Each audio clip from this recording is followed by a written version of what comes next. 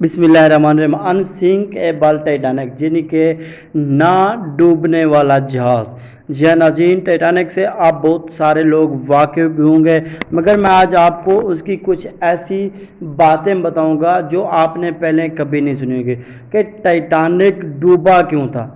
जी हाँ नाज़रीन, सारी मुकम्मल तफसील आपको मिलेगी कि 1200 दिन लग गए थे उसको बनाने में। उसके बाद भी 10 अप्रैल 1912 को जब ये बना और जब ये पानी में डाला गया तो लाखों अफराद थे जो इसको देख रहे थे। 1500 से ज़्यादा जो लोग वहाँ पे सफ़र कर रहे थे।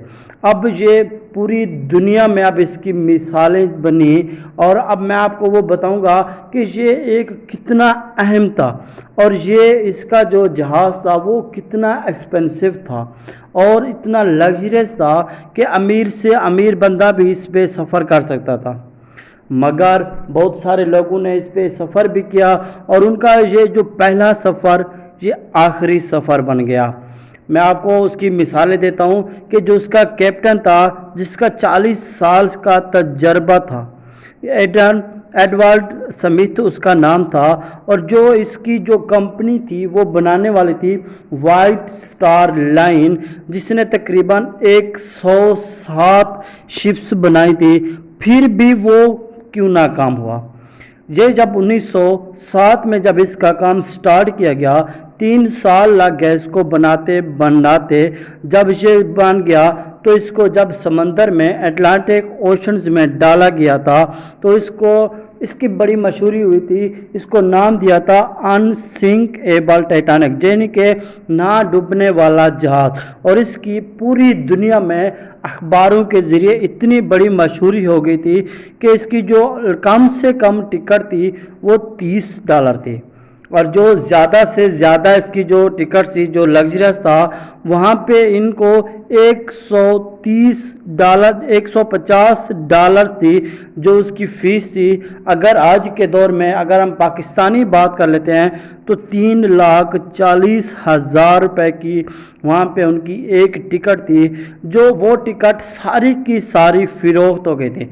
उनमें से एक भी टिकट ऐसी नहीं थी जो किसी को और को दी जा सकती थी। अब मैं आपको बताऊंगा कि इसके ये डूबा क्यों था। मैं आपको कुछ चीज़ें बताऊंगा जो शायद आपने पहले कभी नहीं सुनी होगी।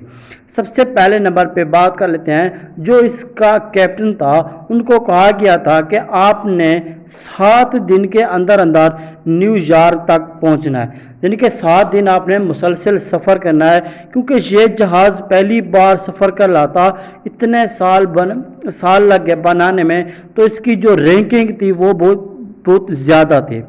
जब इसने पहला सफ़र जब पहला दिन इसने शुरू किया वो दिन था, मैं आपको वो दिन बता देता हूँ, 14 अप्रैल 1912 को ये स्टार्ट हुआ और फिर ये चलता गया। इसने 3 दिन तक मुसलसल चलता रहा। सबसे वो ज़्यादा तेज़ी से चलता रहा। हम इसकी पहली गलती कहते हैं, क्योंकि उसके मुताबिक उसके कैप्टन के मुताबिक उसको पीछे से इंस्ट्रक्शन थी कि आपने जल्दी पहुंचना है, तेज़ रफ्तारी। दूसरी मैं आपको बता दूं कि दूरबीन उसमें नहीं थे, क्योंकि जब जहाज़ सफ़र कर रहे थे तो जब ये जहाज़ आइसबर्ग से टकराया था तो इनको दूर से देखने के लिए इनके पास दूरबीन भी नहीं थी।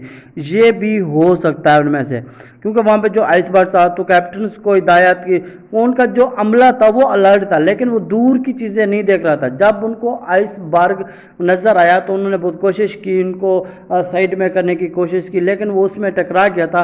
फिर भी वो बच सकता था, मगर वहाँ पे उनके जो 3 फ्लोर थे, 3 फ्लोर तक उनका पानी आ गया। फिर उसके बाद 4थे फ्लोर तक भी पानी आ गया, मगर उनके पास जो लाइफ बोट थी वो भी 30 की गुंजाइश थी, मगर उसमें 20 रखे गए थे। वो 20 में भी उन्होंने ऐसे जो अमीर लोग थे उनको सफ़र में उनको वहाँ पे बिठाया जिनकी जानें बच गई थी, और बहुत सारे लोग इसमें से अपनी जान बचा बैठे थे।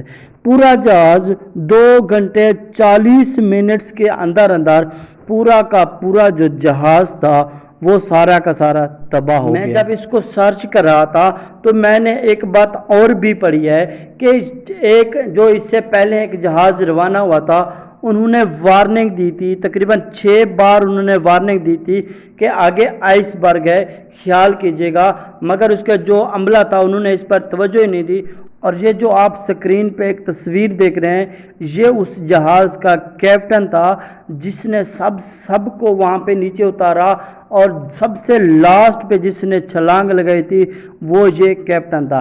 اگر یہ ویڈیو آپ کو اچھی لگی ہے تو میرے چینل کو لائک کر دیں، سبسکرائب کر کے بیل نوٹیفیکیشن آن کر دیں تاکہ نیکسٹ ویڈیو کی جو نوٹیفیکیشنز ہے آپ کو مل سکے۔